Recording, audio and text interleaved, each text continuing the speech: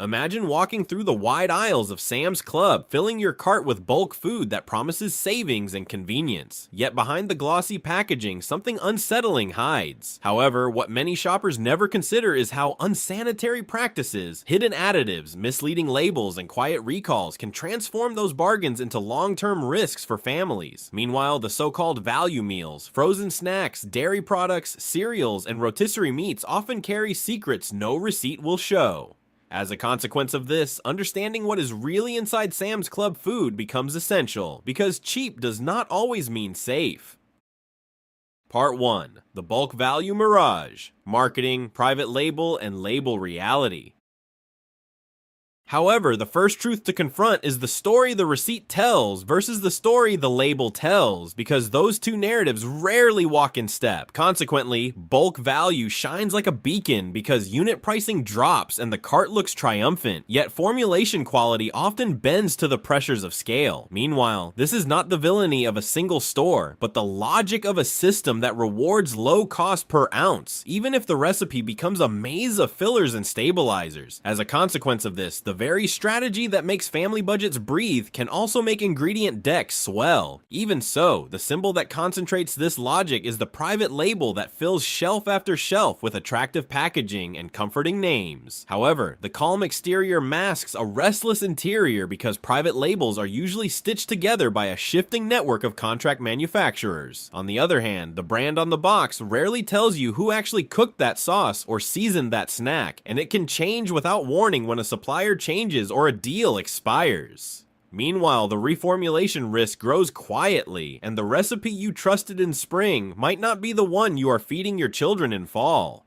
By the way, you'll never know what's really hidden in your plate at chains like these. Subscribe now and protect yourself before your next bite. But the most surprising thing is how politely that shift announces itself, since the notice often arrives as a cheerful message on the front that says, "New look, same great taste." However, packaging refreshes often travel with changes in oils, sweeteners, emulsifiers, or gums that extend shelf life and stabilize texture at scale. Even so, the consumer is not invited to the meeting where cost engineering negotiates with sensory engineering, and the only witness is the ingredient line on the back that few shoppers read with a magnifying mind.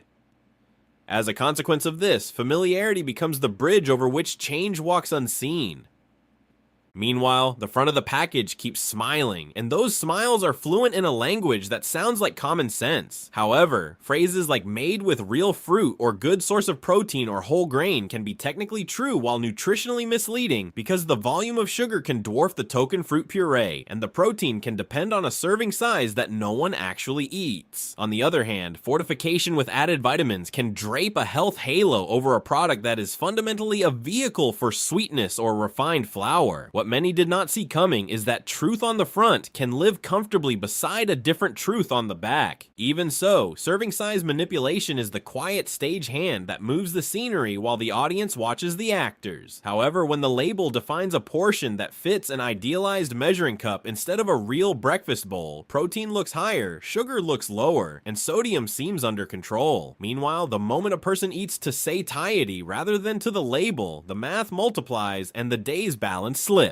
As a consequence of this, the arithmetic on paper can be immaculate, while the arithmetic in the body tells another story. But the most persistent pattern appears when you stop reading one label and start reading the cart as a whole, because risk is pattern-based rather than product-based. However, artificial colors like red and yellow, preservatives like TBHQ and BHA, stabilizers like carrageenan and xanthan, and phosphate blends in meats and cheeses do not shout when they show up alone. On the other hand, the cumulative intake across breakfasts and snacks and quick dinners can create a stacked exposure that no single package discloses. Meanwhile, the cart is a chorus, and the harmony can grow harsh without anyone noticing which voice turned the sound. Even so, there is context that complicates the map, since different markets draw different lines around the same additives. However, the United States often allows dyes and stabilizers that Europe restricts or warns about, and the absence of a warning on an American shelf does not mean the absence of a question. On the other other hand, this is not an accusation of illegality, but a reminder that food law is a mirror of national priorities, and those priorities can tilt toward price and shelf stability when households are counting every dollar. As a consequence of this, a wise shopper learns to translate labels across borders in their mind. Meanwhile, the power of engineered value does not live only in the pantry because it also lives in the palate. However, the arc we traced in our investigation of fast food showed how flavor systems can be calibrated to win the bite and invite the next bite, and bulk retail borrows more from that playbook than it admits. On the other hand, that connection is not meant to condemn pleasure but to reveal design, because if a flavor is built to overperform appetite, then a family pack can quietly become a weekly habit. What many did not see coming is that the rhetoric of value and the reality of palatability often share the same blueprint. Even so, there is a parallel we learned from discount grocery, where the private label becomes a moving target because suppliers rotate and recipes drift with cost pressures. However, the same opacity operates in warehouse clubs, and a shopper can be loyal to a name while the product beneath the name cycles through factories separated by states or oceans. Meanwhile, transparency is replaced by assurance, and the tone of the brand asks for trust while the details of the supply chain remain off stage. As a consequence of this, the burden of vigilance shifts to the person pushing the cart. But the most surprising thing is that the tools to practice that vigilance are already in your hands, because the ingredient order reveals the heart of the recipe, and the numbers on the nutrition panel reveal the load it places on a day. However, the trick is to read with pattern awareness, since a short list with pronounceable foods is rarely a trap, while a long list with technical stabilizers and strategic sweeteners often is. On the other hand, watching for multiple sweeteners listed separately can expose attempts to make sugar seem smaller by splitting it into parts that look innocent. Meanwhile, scanning for sodium as a percentage of daily value uncovers the truth about deli meats and prepared items that promise convenience without confessing their brine. Even so, not every aisle is a minefield, and not every private label is a compromise, since plain oats, frozen vegetables, unsweetened yogurts, simple nut butters, and honest olive oils can deliver real value without a chemistry lesson. However, that good news should not blind us to the pressure points where shortcuts hide, because creamers and cereals and family-sized snacks are the crossroads where sensory goals and cost goals meet. On the other hand, you do not need to abandon the warehouse to shop wisely inside it, but you do need to carry a different compass than unit price alone. As a consequence of this, the definition of value must widen until it includes what food does after the barcode is scanned.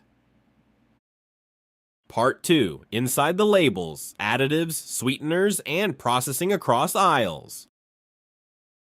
However, the moment we leave the idea of value and walk into the chemistry of value, the store turns into a lab where every color, every gloss, and every perfectly repeatable bite is a controlled outcome. On the other hand, none of this is accidental, because dyes amplify appeal, sweeteners calibrate desire, stabilizers freeze texture and time, and preservatives stretch days into months without a whisper. Meanwhile, labels become confessionals written in a technical dialect, and the only way to hear them clearly is to translate their functions back into everyday consequences. As a consequence of this, we will not treat ingredients as villains, but as tools, and we will ask one hard question of each tool, which is what purpose it serves and what it demands in return. Even so, the trail begins with color, because in a warehouse where choice overwhelms, the brightest box wins the first glance. However, shades like red 40 and yellow 5 and yellow 6 do more than pop on packaging, since they often echo inside the food itself, turning cereal bowls and candies and frosting into small billboards. On the other hand, an American shelf allows these hues with quiet confidence, while European shelves frequently attach warnings or push producers to reformulate. Meanwhile, the difference is not a courtroom verdict, but a cultural equation where joy, safety, and cost trade percentages in the background, and the consumer only sees the final smile. But the most surprising thing is that color rarely travels alone, because flavor must keep up with the promise the eye makes. However, that is where the phrase natural flavors hides its complexity, since it sounds like an orchard but often behaves like a laboratory, blending compounds that deliver strawberry without ever seeing a field. On the other hand, these blends are not illegal or inherently sinister, yet they train the palate to expect a certain hit on the first bite and the same hit on the 100th, and they reward products that can perform like music music on loop. Meanwhile, when you remember what we learned about fast food flavor engineering, you can feel the same hand shaping a different stage here. Even so, texture has its own orchestra, and stabilizers are the section that never misses a note. However, carrageenan, xanthan, guar, and gellan are the quiet carpenters of creamers and yogurts and sauces, holding particles in suspension, keeping pores smooth, and preventing ice crystals from betraying a frozen dessert. On the other hand, the price of that grace is an ingredient deck that grows longer and a product that can feel eerily consistent from coast to coast, season to season. Meanwhile, the clean version that relies on fat balance or slow processes may separate in the bottle or change in the freezer, which looks like a flaw until you realize it is a sign of fewer props. As a consequence of this, preservation becomes the final guard at the gate, and names like TBHQ, BHA, and BHT stand watch beside benzoates and sorbetes, each extending shelf life and defending flavor stability against oxygen and time. However, when a household shops monthly rather than daily, these guards are part of the architecture that makes bulk possible at all, which is why they appear across snacks and oils and cereals that want to taste the same in week 6 as they did in week 1. On the other hand, the question is not whether the guard exists, but whether the entire city of your pantry is staffed with guards on every corner, because cumulative exposure is a lifestyle, not a label. Meanwhile, protein and moisture are managed with another family of tools that live mostly in the cold cases, where phosphates and nitrites help deli meats hold water, slice beautifully, and keep a rosy tone. However, that glossy slice often carries sodium numbers that eat whole percentages of the day in a few bites, and the chemistry that protects texture can invite more thirst and more calorie pairing from the sides that ride along. On the other hand, the whole story makes sense when you remember that convenience has to be photo ready, and photo ready needs structure, and structure needs more than salt alone to stay upright. Even so, sweetness is the current that runs under almost everything, from breakfast bowls to barbecue sauces to coffee creamers that promise a dessert masquerading as a morning ritual. However, once high fructose corn syrup became a dirty phrase, many labels learned a new vocabulary, splitting sweetness among sucrose and glucose and maltodextrin and sucralose and aspartame and acetylsulfame, each appearing modest on its own, while the total hedonic pull remains heavy. On the other hand, the glycemic response and the craving response can diverge, which means a product may not spike 1 meter while it quietly nudges a second meter that measures how fast your hand returns to the box. Meanwhile, the goal is not to fear sweetness, but to recognize when it is orchestrated in layers to overwhelm restraint. As a consequence of this, oils deserve their own chapter, because texture and cost both bend to the economics of industrial seed oils and intra-esterified fats that behave well in ovens and fryers and on trucks that cross deserts of time. However, these fats give manufacturers clean lines and crisp bites and long shelf lives with a price that keeps unit cost low, which is why they rule snacks and baked goods and many frozen entrees that present as home cooking. On the other hand, when you compare products that use olive oil or butter at scale, the receipt reminds you what stability and flavor should cost when a fat is also a food. Meanwhile, categories tell the clearest truth, so breakfast goes first because it sets the thermostat for the day and trains appetite for the hours that follow. However, cereal that leans on whole grain claims can still lead with refined flour and sugar once you glance at the first 3 ingredients and translate the serving from the label to the bowl people actually pour. On the other hand, kid lines borrow from candy both in color and in promise, and their vitamins function like a cloak, dazzling the eye while the base still behaves like dessert. As a consequence of this, oats that list 1 ingredient and granolas that keep sugar under control become the steady hands you can trust without reading a dissertation. Even so, dairy and its alternates deserve a second look, because fruit yogurt can outpace soda in sugar when fruit puree becomes a sugary concentrate and when the portion is large enough to feel righteous. However, creamers are the master class in emulsification, where oils and gums turn water into velvet and where flavors give you the same kiss every morning until you forget there is a simpler cup within reach. On the other hand, plain Greek yogurt with nothing but milk and cultures tastes like restraint until you add real fruit and a little honey and realize it was flavor all along. Only now you control the dial. Meanwhile, the bakery and bread section wears a health halo made of seeds and dark crusts, and words like multigrain and honey wheat that sound like childhood, yet enriched flour often leads the list, and conditioners keep softness for weeks that bread never used to survive. However, some regions still sell loaves that expire like food and crumble like grain. brain, and those are the ones that teach your hands what bread should feel like when time is allowed to do the work that chemicals often simulate. On the other hand, if sweetness belongs in dessert, then the ingredient list of everyday bread should not read like a pastry recipe. As a consequence of this, sauces and condiments become the quiet saboteurs of good intentions, because ketchup and barbecue and pasta sauce pile sugar and sodium into simple meals that seem safe until the jar turned them upward. However, the phrase "no high fructose corn syrup" has become a magic trick that invites you to miss the cane sugar or fruit concentrate that replaces it, because the tongue struggles to distinguish sources once sweetness crosses a threshold. On the other hand, tomatoes and herbs and olive oil can make a sauce that tastes like a Sunday afternoon, and that version exposes how much of the jar aisle is convenience traded for control. Meanwhile, the frozen aisle is a museum of ingredient lists where ambition meets logistics, which explains why entrees and snacks carry counts that climb beyond what a home cook would ever line up on a counter. However, sodium becomes the scaffolding that keeps flavors upright after months of sleep, and saturated fat completes the illusion of comfort in 10 minutes flat. On the other hand, frozen vegetables and berries and simple proteins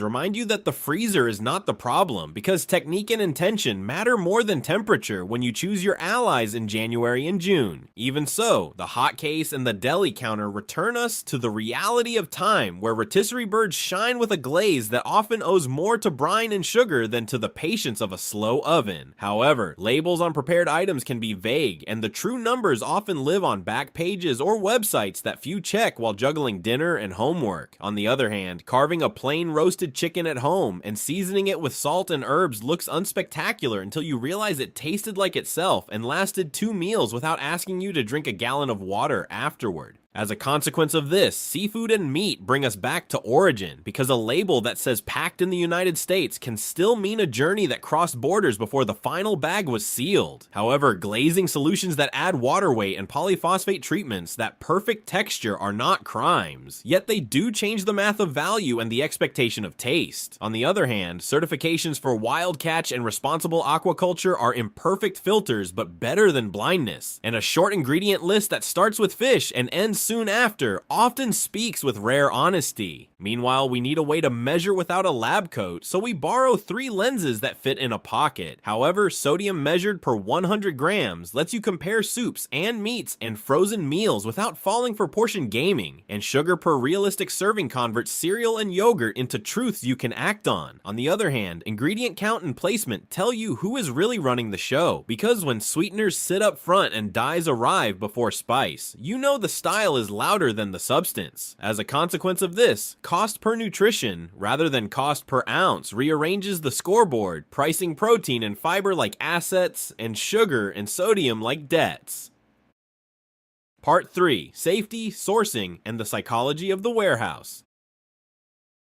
However, the quietest force shaping what lands on your table is safety, and safety rarely announces itself until the day after the headline. Meanwhile, big retailers of every stripe face recalls on meat, produce, dairy, and even supplements. And the difference between a scare and a solved problem is whether shoppers ever see the notice. As a consequence of this, the fastest skill you can learn is to treat every lot code like a fingerprint, because that string on the package is the key that tells you whether your box is the one they meant to pull. Even so, most people never look, and that is not a flaw in character but a function of design, because the shopping journey is built to celebrate the front of the package and bury the back. However, if you build a 2-minute ritual at home that checks federal recall portals before the weekly run, you turn panic into process and guesswork into a checklist. On the other hand, if a recall touches something already in your pantry, you can practice a small drill that isolates the item, photographs the label, and contacts customer service for the next step, which is how a household becomes resilient without becoming anxious. Meanwhile, safety does not end at the factory gate, because origin matters, and origin hides behind phrases that look deceptively similar. However, a line that says distributed by tells you almost nothing about where the fish swam or the fruit grew, and a line that says packed in the United States can still mean a journey that circled the globe before the final seal. On the other hand, the wording product of is the closest you will get to a straight answer on many categories, categories. And when that answer is absent, you should expect the supply chain to be blended by design. As a consequence of this, certifications become a form of borrowed eyesight because a blue fish for wild catch, or an aquaculture seal for farmed seafood, or an organic badge for certain crops are not perfect promises, but they are better than darkness. However, a label crowded with leaves and seals does not absolve you from reading the list, since a clean origin can still carry heavy sugar, and a responsible farm can still sell a sauce that drinks half your daily sodium in 15 spoonfuls. On the other hand, when categories matter most, such as cocoa, palm oil, and seafood, credible third-party marks often shift the odds in your favor. Without subscribing, the next time you sit down at a chain restaurant, you'll have no idea what risks are riding on that fork. Subscribe today or keep eating in the dark. Even so, ethics and environment never remain theoretical once you buy in bulk, because abundance magnifies both savings and waste. However, a giant pack lowers plastic per ounce but raises the risk of spoilage when your week swerves, and the same family that rescued dollars on Sunday can be throwing out limp greens on Thursday. Meanwhile, the cleanest win is to pair bulk with planning, freezing what freezes well, portioning what goes stale fast, and refusing the variety pack that guarantees someone will eat the last two flavors out of boredom rather than desire. But the most surprising thing is that the warehouse itself nudges you long before you meet the label, because end caps at eye level are not decoration but choreography. However, a glowing sample table is not hospitality but conversion, time to catch you at low blood sugar and high curiosity, and the bakery's warm scents drift exactly where the carts slow down. On the other hand, oversized price cards anchor your sense of deal, so that everything nearby looks cheap by comparison, and the family pack becomes the default, even when the family at home is too. Meanwhile, overconsumption does not shout, it whispers through portion norms that quietly expand when serving bowls and plates and packages grow. However, stockpiling bias tells your brain you own plenty, which loosens restraint, and sensory novelty ensures that the variety pack disappears because the changing flavors reset appetite just when it should tire. On the other hand, you can counter that drift with props as humble as a smaller bowl, a pre-portioned jar, and a rule that open bags live out of sight, since what the eye forgets the hand leaves alone. As a consequence of this, the same patterns we mapped in fast food resurface in retail aisles, because engineered palatability pairs with promotional rhythm to push frequency and volume rather than satisfaction and rest. However, that echo is not an accusation against pleasure, but a reminder that habit is the product being sold, and habit grows from cues that repeat. On the other hand, your strongest leverage is to choose where repetition happens by making the simple staples effortless and letting the engineered treats fight for special occasions instead of everyday rotation. Even so, the private label lessons from discount grocery return with sharper edges here, because supplier fluidity meets warehouse scale and the incentive to reformulate grows muscular. However, when you know that the same name can cover 3 factories and 2 recipes in a year, you stop outsourcing trust and start verifying your shortlist every quarter. Meanwhile, that practice turns the store from a maze into a route, and your cart begins to carry the same calm signature week after week because the surprises have been moved to categories that deserve them, like seasonal fruit and good cheese. But the most surprising thing is how quickly this vigilance becomes light rather than heavy, because systems reduce stress. However, a standing note on your phone holds the brands you verify, a pinned link leads to the recall portal, a frozen bin waits for the half bag you will not finish, and a simple rule reminds you that if the first 3 ingredients are sugar, flour, or oil, the bargain is likely a costume. On the other hand, once those rails are in place, the psychology of the warehouse loses its advantage, and the map you carry in your head is louder than the music in the aisle. Meanwhile, the last connection we need before the final part is the bridge from insight to action, because knowing the tricks is only half the journey and choosing better replacements is the rest. However, the good news is that the same store that sells the problem also stocks the solution, and the distance between them is rarely more than 3 steps and 1 slower glance. On the other hand, the closing chapter will turn these ideas into a clear blueprint, replacing red flags with green lights and transforming the warehouse from a theater of impulse into a pantry of intention. Part 4, the Smart Cart Blueprint, Rules, Safer Picks, and a Comparative Playbook.